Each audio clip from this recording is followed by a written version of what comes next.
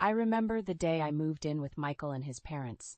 It was a sunny morning in June, the kind that held promises of new beginnings. Michael and I had been dating for a year, and everything about our relationship felt right. We were young, in love, and ready to start a new chapter together. The move was significant for me. Leaving my small hometown and moving 5 hours away to live with Michael was a leap of faith. My parents were supportive but cautious, reminding me to always keep my independence in mind.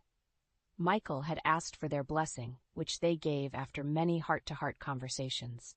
His parents' house was a cozy 2-story building with a welcoming porch and a well-tended garden. The first time I visited, I was struck by its warmth. Michael's parents, Linda and Robert, greeted me with open arms. Linda was a petite woman with a smile that lit up the room, and Robert was a tall, jovial man who could make anyone laugh within minutes of meeting him. I felt a connection with them instantly. During those early visits, Linda and I would spend hours chatting in the kitchen, baking cookies, or preparing dinner. She had a way of making everything seem effortless, and I admired her for that. Robert was equally engaging, always ready with a story or a joke, making sure everyone around him was having a good time. Moving in felt like the natural next step.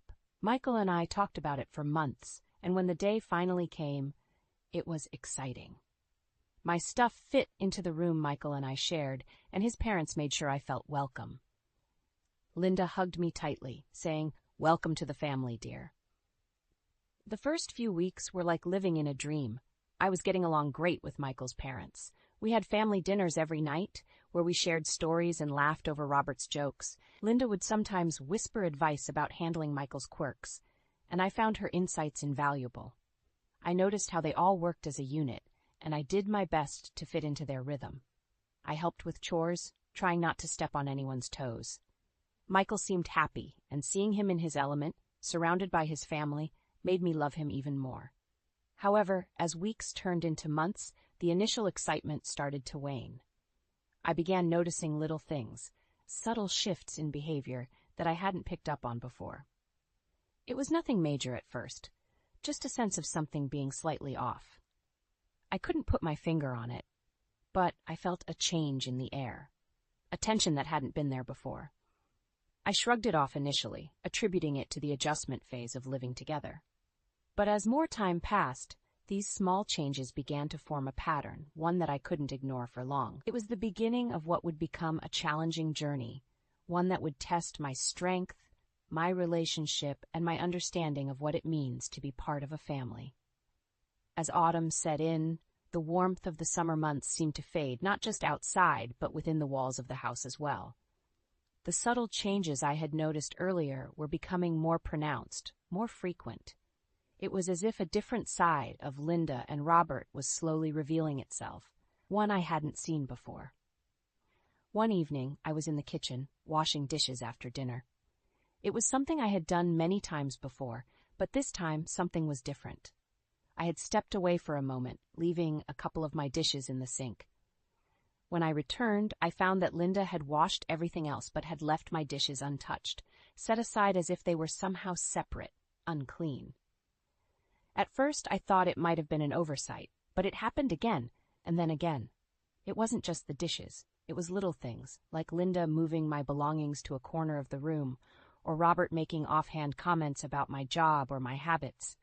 It was never anything overtly hostile, but it stung all the same. I tried to talk to Michael about it to see if he had noticed anything. His response was always the same, a shrug and a quick, "That's just how they are, they don't mean anything by it." But I wasn't convinced. It felt personal, intentional. One incident in particular left a deep mark. It was a simple, casual cruelty, the kind that slices through you because it comes when your guard is down. I was serving Michael his dinner when Linda, with a pointed look, asked, "You're eating again?" Her tone was light, almost joking, but the implication was clear. I felt my face flush with embarrassment and shame. I had always been self-conscious about my weight, a fact that Linda knew. Her comment hit me hard, and from that day on I started skipping meals, eating only when I was sure I was alone.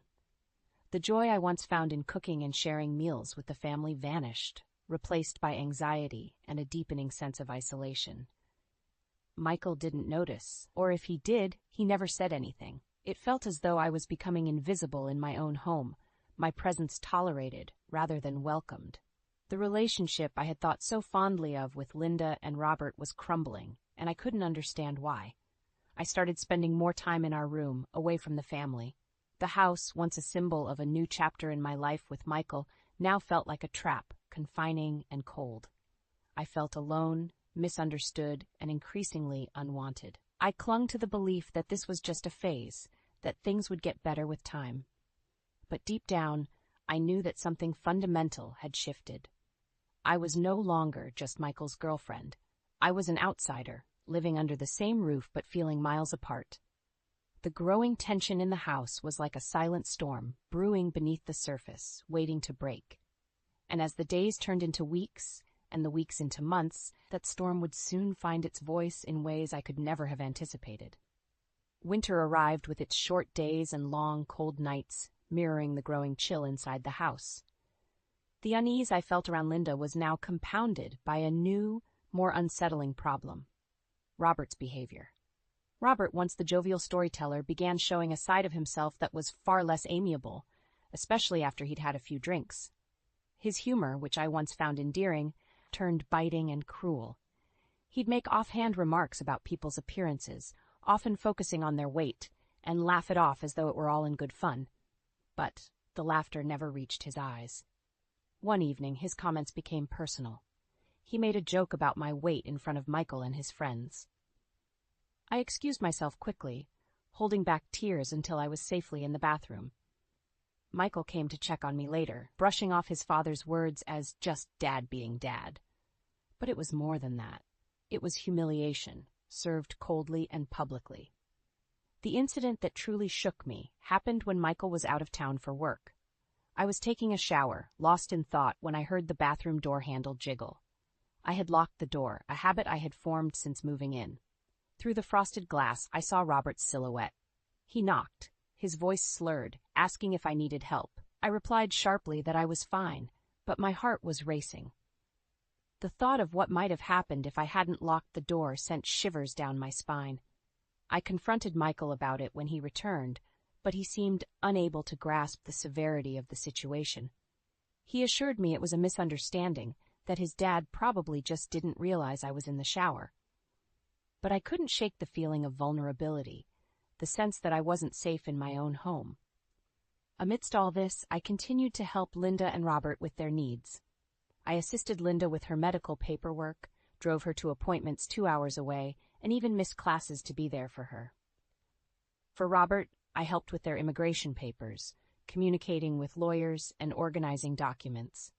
I poured myself into these tasks, hoping to bridge the growing gap between us. But my efforts seemed to go unnoticed, or worse, unappreciated. The more I did, the more I felt like I was being used, a means to an end rather than a valued member of the family. It was a stark contrast to the early days of baking cookies and sharing laughs. Now every smile felt forced, every conversation strained. I confided in Michael about how I felt, but his reactions only added to my distress. He accused me of being ungrateful, of not understanding the sacrifices his parents had made for him. He called me a spoiled brat for complaining about people who had done so much for him.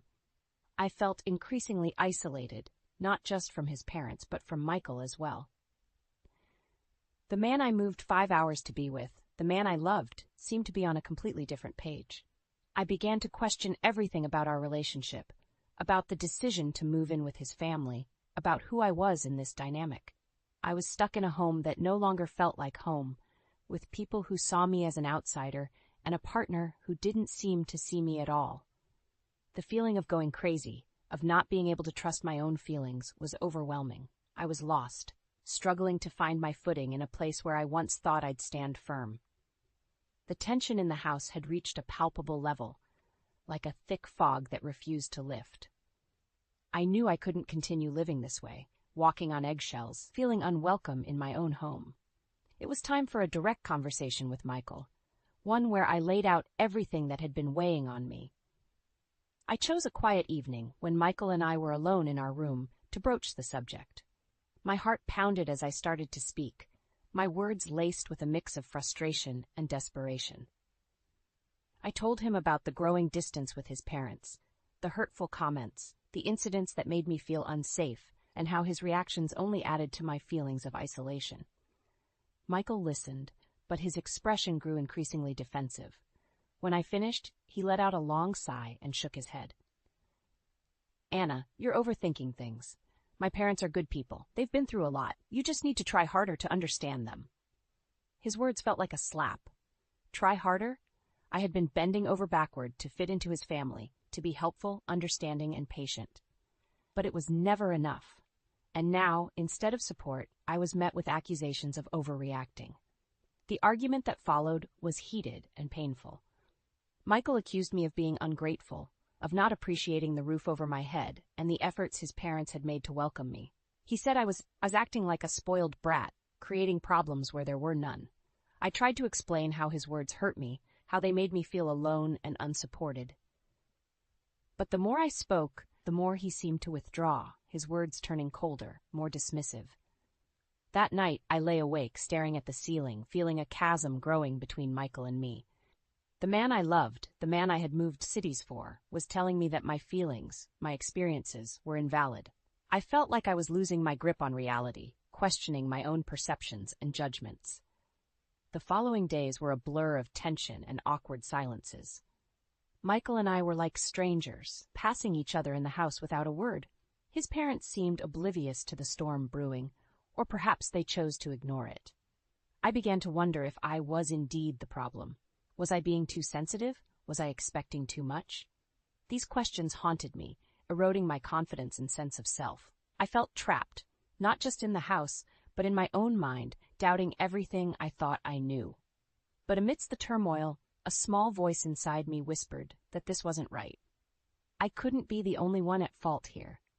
The treatment I received, the lack of support from Michael, the feeling of being an outsider in my own home, these were not figments of my imagination. The more I reflected, the clearer it became. I needed to find a way out of this cycle of doubt and unhappiness. I needed to reclaim my sense of self, to find my voice again. But the path to doing so was murky and fraught with uncertainty. I was standing at a crossroads, with each direction leading into the unknown. As winter gave way to the early signs of spring, the internal storm I was weathering showed no signs of subsiding. The house felt colder than ever, a stark contrast to the blooming world outside. Inside, I was battling a turmoil that seemed to grow with each passing day. I spent long hours in our room, alone with my thoughts, reflecting on everything that had happened. My relationship with Michael, once the source of so much joy and hope, now felt like a maze of confusion and pain. I loved him, but that love was entangled in a web of resentment, misunderstanding, and deep emotional disconnect. The more I thought about it, the more I realized how much I had changed since moving in with Michael and his parents. I had always prided myself on being strong, independent, and confident, but now I found myself questioning my every move, doubting my every thought. The vibrant, self-assured woman I once was seemed like a distant memory. I also reflected on the sacrifices I had made. Moving 5 hours away from my family had been a significant step, one I had taken out of love and trust. But now I felt isolated, not just from my family but from the person I used to be.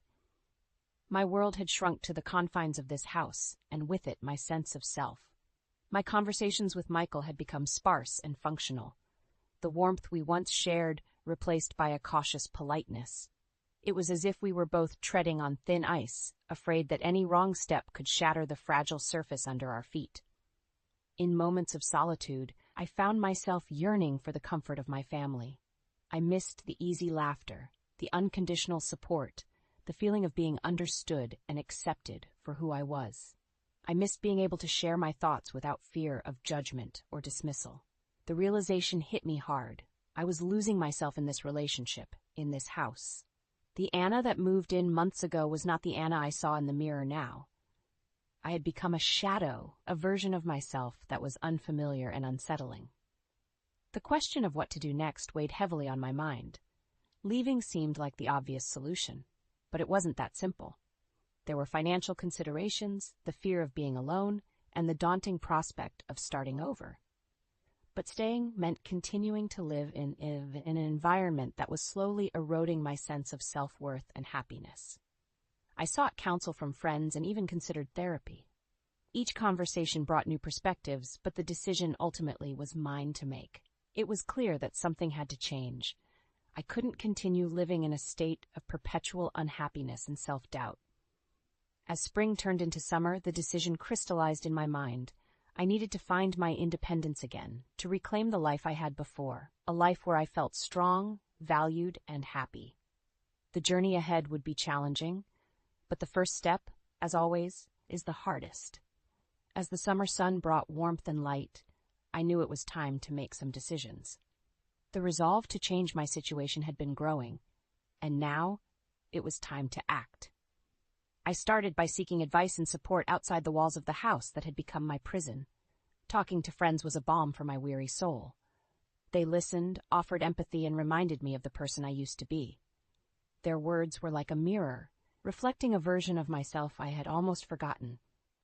It was during these conversations that I realized the importance of having a support system, people who saw me for who I truly was. I also sought professional help. The therapist I met with provided a safe space to unravel my thoughts and feelings. It was through these sessions that I began to understand the depth of the impact my living situation had on me. I was not crazy or overly sensitive. I was reacting to a genuinely challenging environment. Armed with this newfound clarity, I started exploring my options. I began saving money, cutting down on unnecessary expenses, and looking for affordable places I could move into. The idea of living on my own was daunting, but it also filled me with a sense of excitement and freedom. It was a tangible goal, a light at the end of a long, dark tunnel. The most challenging part was confronting Michael about our relationship. I chose a quiet evening when we were both calm and rested to have the conversation. I explained my feelings, my need for independence, and how our current living situation was affecting me. I told him that I was considering moving out, not to end our relationship, but to save it. Michael's reaction was mixed. He seemed to understand on some level why I felt the way I did. But there was also a sense of hurt, a feeling of being abandoned. We talked for hours, navigating our way through a maze of emotions and fears. It was the most honest conversation we'd had in months. Despite the pain and the uncertainty, there was a sense of relief in having everything out in the open. We agreed to give each other some space to think about what we both wanted from the relationship and our lives. The weeks that followed were a time of introspection and planning. I continued to save money, research apartments, and mentally prepare myself for the possibility of a new beginning. The decision to move out was not an easy one, but it felt right. It was a step towards reclaiming my independence, my sense of self. Through it all, I held on to the hope that Michael and I could find a way to navigate this new phase of our relationship. But I also knew that no matter what happened between us, I needed to be true to myself, to live a life where I felt respected, valued, and happy. The decision to move out was like turning the page to a new chapter in my life. It was a step filled with uncertainty, but also with a sense of empowerment. I had finally taken control of my situation, making a choice that prioritized my well-being. As I started packing my things, I felt a mix of emotions. There was sadness in leaving a place I had once hoped would be a long-term home, and in the strain it had placed on my relationship with Michael. But there was also a growing sense of excitement and liberation. I was about to embark on a journey of self-discovery, to rebuild the life I wanted on my own terms. The day I moved out, Michael helped me with my bags. Our goodbye was bittersweet. We promised to keep in touch, to try and work on our relationship from a new perspective. But there was also an unspoken understanding that things might never be the same again. That was a reality we both had to accept. Moving into my new apartment, a small but cozy space, was a breath of fresh air. For the first time in months, I felt a sense of peace. The walls of my new home were blank canvases, waiting for me to fill them with my own story, my own identity. In the weeks that followed, I focused on myself. I reconnected with hobbies and interests I had neglected, spent more time with friends and family, and continued my therapy sessions. Each day was a step towards healing, towards rebuilding the confidence and self-assuredness I had lost. My relationship with Michael evolved in unexpected ways. With the distance between us, we began to see each other and our relationship more clearly. We had deep, meaningful conversations about our needs and expectations. Sometimes they were difficult and emotional, but they were always honest. In this newfound space, I rediscovered parts of myself that I had lost. I rekindled my love for painting, a passion I had set aside in the chaos of the past months. I started a small freelance project, combining my artistic skills with a newfound sense of entrepreneurial spirit. It was a small step, but it filled me with a sense of purpose and joy. As summer turned to autumn, I looked back at the journey I had been on. It was a path marked by challenges, self-doubt, and pain, but also by growth, resilience, and self-discovery. I had learned the hard way that sometimes, to find your place in the world, you have to be willing to leave the comfort of what you know. My story with Michael was still being written. Whether we would find our way back to each other or forge separate paths, only time would tell. But one thing was clear: I was no longer the person who had moved into his parents' house all those months ago. I was stronger, wiser, and more in tune with who I was and what I wanted from life. And for the first time in a long time, I was genuinely excited about the future, about the possibilities that lay ahead. I had found my path forward, and I was ready to see where it would lead.